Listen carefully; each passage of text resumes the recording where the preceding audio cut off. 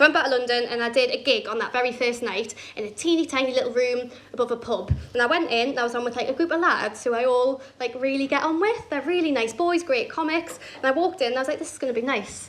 This is going to be a good year. You're doing what you love. You've made friends doing what you love. This is going to be fine. All the boys smashed the gig I went on. I was having a great gig, but there was a bloke in the front sat right where you are and he was laughing. And then every now and then he did this. And I was like, is he having a stroke? Does he have a fart stuck?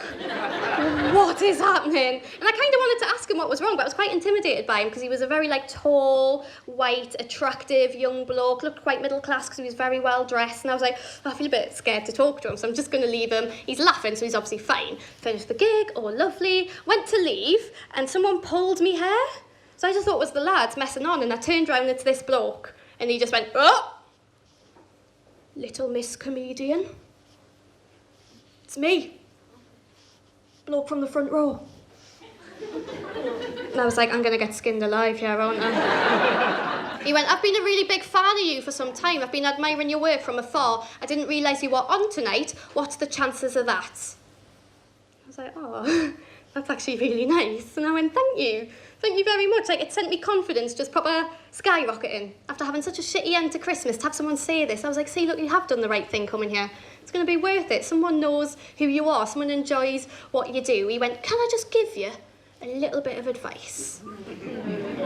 Now, yous are one step ahead of me. Because I was like, that makes sense. If he knows who I am, like, I'm nobody really. Like, look at him. He's this really well-dressed, attractive guy. He knows who I am. He obviously works in comedy. That is the only logical way he could know who I am. So I went, of course you can give me some advice. I love getting advice from other comedians. It's really helpful.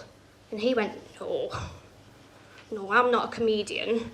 No, but don't worry, because I've seen every episode of Mrs. Brown's Boys. So I'm a bit of an expert on the old comedy. And I was like, I don't know what to say. I really don't. I don't want to hear what you've got to say. Not at all. We're not going to agree. But I also don't want to be rude and just walk away from you. And I was really conflicted. I didn't know what to do. And I don't want you to think I'm rude for thinking this, because the logic behind it is, it's fucking annoying to be told how to do your job from someone who doesn't do your job, no matter what job you do. It's ridiculous. Like, the best way I can think of putting it in perspective so you don't think I'm being rude is where I live in London, my bedroom looks out onto a building site. And every morning I get up, I open the curtains, they're building student accommodation, and I watch them. Watch the student accommodation come together bit by bit every day.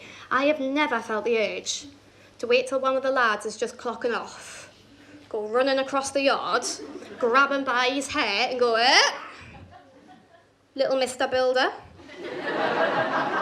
It's me, girl from over the road who rarely wears pants and really should. Yeah, been a big fan of your work for some time. I've been admiring you from afar. I didn't realise you were on today. What's the chances of that?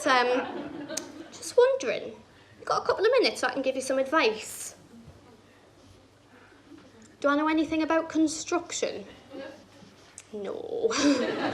No, but don't worry, Flower, because I'll have you know, I've seen every episode of Bob the Builder, so a little bit of an expert on the old construction, if you don't mind us saying. Put your BTEC to one side, Gary. I'm about to drop a fucking education on you.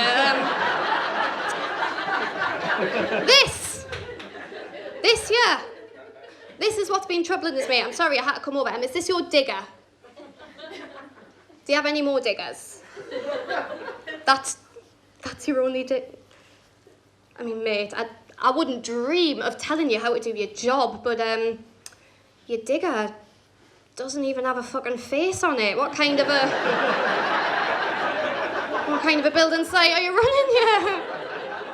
And I'm sort of stood there, and I didn't really know what to say. I've told you how much I worry what other people think, and I was torn between just wanting to leave and not wanting him to think I was rude. And I sort of looked at him one last time. He's this tall, white, young, attractive, middle-class boy, and I thought, when do we ever let your lot speak? Your opinions have been silenced for far too long. Come here, Flower, I'll finally give you a platform. You come over here. And And I was like, okay, I've only got a couple of minutes if that's all right. I really need to get off. He went, it'll only take a couple. I really like you, Lauren. You really make me laugh, but you ruin it for me because you swear too much and that shows you've been brought up wrong. I stood there and I was like, that's not advice, that's criticism. They're fucking different things, mate. And I felt so uncomfortable. I was like, how do I get out of this? Because his face had changed and he looked a lot more angry and I felt a little bit intimidated. I went, you think I've been brought up wrong? He went, yes. I went, I'm from Newcastle, mate. Language like this, I've been brought up fucking right, I think you'll find. And he started to pull the face again. I was like, that makes sense. You're pulling the face with the swearsies. You don't like the swearsies. He went, what would your mother say? What would your mother say? If she could hear you talking like that, what would your mother say? I went, what would my mother say? I do not mean to be rude at all, but who the fuck do you think I learnt these words off? Like, where I'm from in Newcastle is so rough that if I haven't called my own mum a cunt nugget by the time I'm 3, she'll take us down the river, she'll drown us, and she'll raise a tougher fucking child. He did not like this. He did not. By this point, he's shouting in my face. He's gone like purple. He went, I can see you think you're big and clever, but I'll have you know, Lauren, swearing is a sign of unintelligence. And that really got my back up. I thought, Lauren, this is exactly what you're trying to do. You want to be more comfortable in yourself. You want to feel good about yourself. And you right now have got someone to your face telling you the language you use makes you a bad person. I was like, does it fuck? Just because I like to swear, I'm not a bad person. I am certainly not uneducated. So I thought, hey, stand up for yourself. So I went, that's really insulting. Really insulting. Now, have you know, mate, I've not only got a first-class degree, which is true, I've got a first-class master's degree. And he went, oh, I'm sorry, I didn't mean to insult you. I didn't tell him they're both in drama and theatre studies. Like, he doesn't need to know. Facts aren't important at this time. And I felt so enraged about it. I felt like that wasn't the end, because I'm not stupid. Like I said before, I'm quite self-aware. I know people like different things. I know some people don't like swearing. Totally fine. Totally fine. But not liking swearing was not this guy's problem. Not at all. Because like I said, I'm with 5 boys. Every single one of these boys had swore. Had he gone up to a single one of these boys and was like, what does your mum think? What does your mum think if you're using that language, lads? Did he? Had he gone up to a single one of them and said, it's a sign of unintelligence, actually, to be using words like that, lads? Had he? Nah, only me. So his problem was not swearing. Not at all. His problem was a woman swearing, and I'm sorry, but if you've got a problem with a woman swearing and not a man swearing, you're fucking sexist, end of. Totally. And I know I've hid it well. Some of you might not have noticed, but I am a woman in comedy. And we do exist. And I thought, I'm not having you talk to me like that. I'm still sick of people saying sexism in comedy doesn't exist. I'm particularly sick of male comedians saying sexism in comedy doesn't exist. I'm like, just because you haven't experienced doesn't mean it doesn't exist. I've never been to Blackpool, but I know it's fucking there. So I was like, right, I'm going to stand up for myself. So I was like, can I just ask you one thing? Do you really have a problem with swearing, or is it something else? Because a lot of people swore tonight, and you went, oh, clever little thing you, aren't you? Can see how you got 2 degrees. I was like, I got 2 degrees because I know how to be a badger. It's nothing to do with intelligence, mate. Like, simmer down. He went, I don't have a problem with swearing, not at all, of course not. I just don't like to hear it coming from such a pretty little thing like you.